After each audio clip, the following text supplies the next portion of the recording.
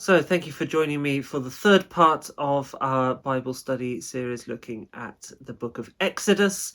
This is June's Bible study, and we've seen how Moses was born, was called to ministry by God, and is now commissioned in that ministry. We are picking the story up at chapter 4, verse 18. Moses is still at Horeb and in what we come to know as the wilderness, but he is going to return to Egypt. What is he going to do? Please let me go back, he says, and see whether they are still living, the people of God. And Jethro says to Moses, "Go in peace." And actually, that's quite a wonderful way of imagining our commission. See where there is life and go in peace. But sometimes we need permission from others to do that, to say, yes, go in peace. Go into this thing that God has called you to. Do it in peace. Do it in confidence. Do it knowing you have the support and encouragement of those around you. Go in peace. Peace in your heart. Peace with others. And why does he need to see whether they are still living? Because remember, he's left them in fear. The last thing he's seen is an Egyptian beating a Hebrew, and if Moses hadn't intervened, he assumes that the Egyptian would have killed the Hebrew. So for Moses, there's a very real fear that the Hebrew people will be no more. But he goes back to see what is happening. Of course, he doesn't quite tell his father-in-law the full story, but nonetheless, he tells him what is needed to allow him to go back and to pursue this vocation that God has given to him. Notice we've already got verse 419, the Lord, used in a narrative context, not just in speech. So the book of Exodus is happy to use that now that it's been revealed to God. God is part of this story as we read and interpret it, not just as Moses experiences it. And he goes with the staff of God in his hand. And remember, we said hand, power, they're the same word. So this staff is the symbol of power. Moses will have to be careful that this symbol doesn't become an idol, but Exodus explores that much later on, after the passage that we've set for reading. But for now, it is the symbol of Moses' power, of God's power in Moses' hand. But that's contrasted to the hardness of Pharaoh's heart. And in verse 21, we get the word power in the NRSV, but again, same word, yard, contrasted with the hardness of Pharaoh's heart.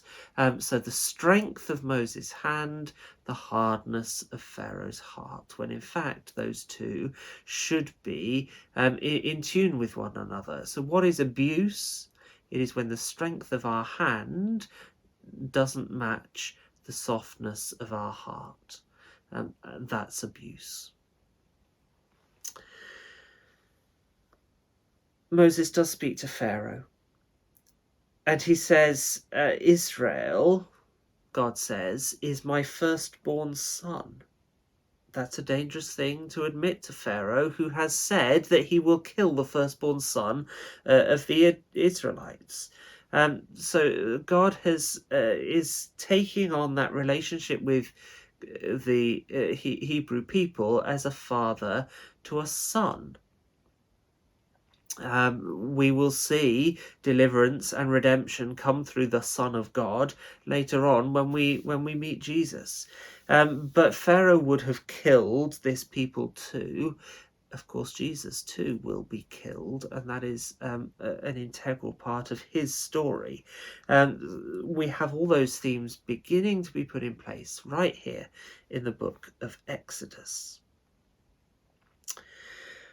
We get a moment's interlude on the way back to Egypt, verse 24 onwards. Zipporah is Moses' wife. We get this strange encounter between God, Zipporah, and Moses and their son, which is quite difficult to translate. It's not entirely clear in the Hebrew what refers to which person in any of this. But that's often the case when God appears in person in any of these stories. But what this little episode seems to reaffirm is that covenantal sign that God gave to Abraham, which is circumcision. Circumcision is about shedding blood. It's also about acknowledging God's presence in childbirth, and therefore the fact that God's commitment to Abraham is passed down to Abraham's children, and so on and so on. So there seems to be a reaffirming here of the covenantal relationship between God and his people, also in the sign of circumcision. I think it's interesting here that it's Zipporah who chooses to do this act. There could be a case that circumcision has become a ritual, a custom, something that you do because you have to make you Jewish. Remember, covenant is a freely entered into association, relationship, partnership. So perhaps what this strange little episode 4:24 onwards is doing is just reaffirming circumcision as a covenantal sign.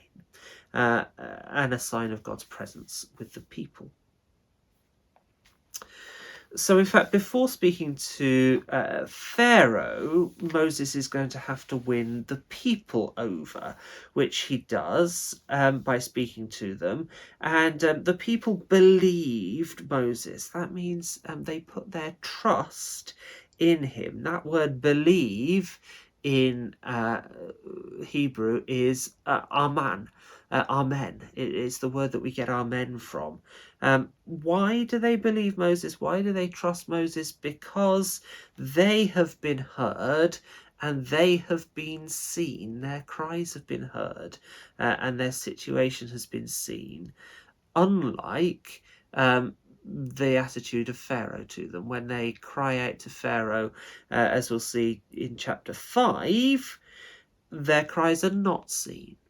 So again, when we're thinking about good use of power, it's about seeing and understanding the needs of others and making sure that people appreciate that we have seen and understood. Therefore, they believed, they trusted, they said amen to Moses and therefore to God's work in him. Again, I think there's some interesting details in chapter 5 as Pharaoh turns on the Israelites. If we look at verse 12, the people are scattered throughout of the land of Egypt, searching for straw, because Pharaoh is now demanding that they make bricks and not even giving them the raw materials that they need for that. Of course, that's exactly what the Israelite people wanted, to be able to go and leave the confines of the cities and go out into the wilderness area to worship and sacrifice to God. But Pharaoh is, in a twisted way, allowing them to do what they wanted, but for his own economic gain and not for their worship.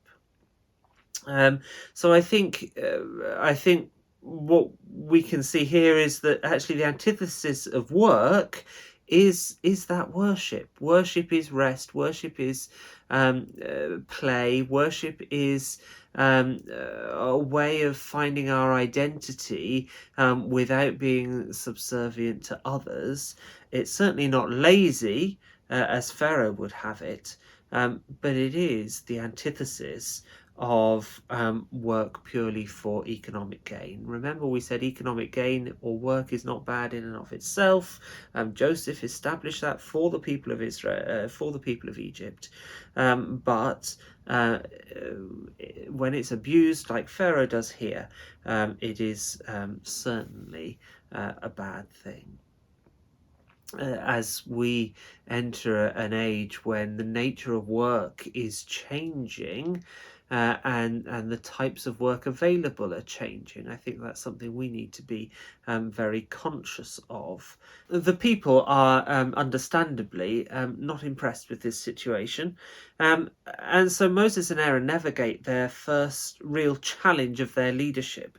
The people complain to Moses, and so Moses takes their complaint to God. Moses is caught in the middle, but that is exactly his role as a leader. So he takes that complaint back to God, and God at the start of chapter 6 says, "No, we must continue. I have a way out of this. You shall see what I will do to Pharaoh, but indeed by a mighty hand he will let them go." What Moses is being told, and what the Israelites are being told, is that they have to acknowledge Pharaoh's power over them, power that he is using to abuse, but power that he holds legitimately, and power which once has been used for good. That's why I say that the book of Exodus is about the good use and acknowledging the misuse of power. God needs Moses and the Israelites to recognize the power that Pharaoh has and the power that Pharaoh will need to use in order to let them go. Let them go where? Previously, let them go was just let them go into the wilderness for 3 days to worship and sacrifice. Let them go later will mean let them go into the wilderness for 40 years to enter the promised land in the end. So what let them go means is changing. We're not quite sure what Moses understands by let them go at this point. Moses has heard this promise to enter into the promised land, but he perhaps doesn't quite know how that will happen. So there's a sort of progressive uncovering of Moses' vocation here, and he perhaps knows more than the Israelites, and that again is a form of power. Moses has that power over them at the moment. How will Moses hold and use that? What will God do for the people? Well, 6 onwards, he will free them, deliver them, redeem them, act in judgment. These are all very common words that we know about our relationship with God. These are the things that he does for us. But most of all, 6:7, I will take you as my people, and I will be your God. And that is the heart, really, of the book of Exodus. This idea of being a people of God. I introduced that back in the introduction to this study series, and we get it here. God says, "You shall be my people. I will take you." It has to be a deliberate act by God to do that taking. And that's important, that the people know that they have been chosen, they have been taken and claimed by God. We say the same at the beginning of the baptismal liturgy. Christ claims you for his own, receive the sign of his cross. Why? Because Christ wants to, because Christ chooses to. We're in a relationship of covenant, of freedom, of desire. And the final bit that we'll study this time comes at this middle part of chapter 6, answering the question, who is this people that God is taking possession of? Who are the Israelites? This is the last time, really, where they can define themselves by their genealogy, by their family. We will continue to get family lists, but this really is the last time that the Israelites can define themselves by their family rather than being a people, and their journey in the wilderness will cement that identity for them. So their identity is changing, but for the last time we get this genealogy, we get this list of families, of family members, of who begat whom, which is important to their identity, but will change because their relationship with God is changing. They will be an arm, they will be a people, and that means we too can call ourselves people of God.